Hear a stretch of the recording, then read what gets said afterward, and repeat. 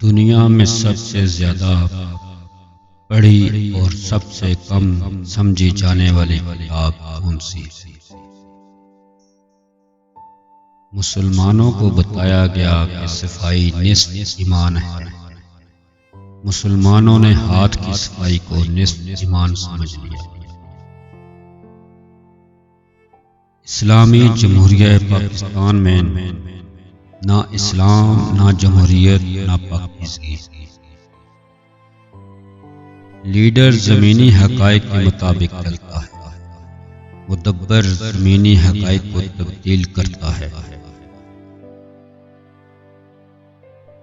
कुछ और नहीं तो भूख ही बराबर बांट दी जाए।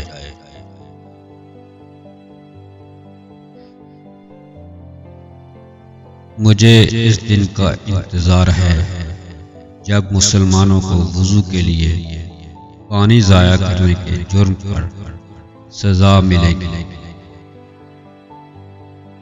हमने तारीख को और तारीख ने हमें मस्त कर दिया।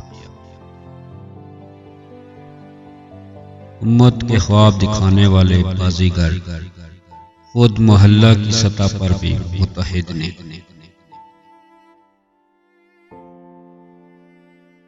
हाजी सब 100 नफल पढ़ते हैं, जरूरतमंद को 100 रुपया नहीं देते। शहीद कभी मरते नहीं और गाजी कभी रिटायर नहीं होते।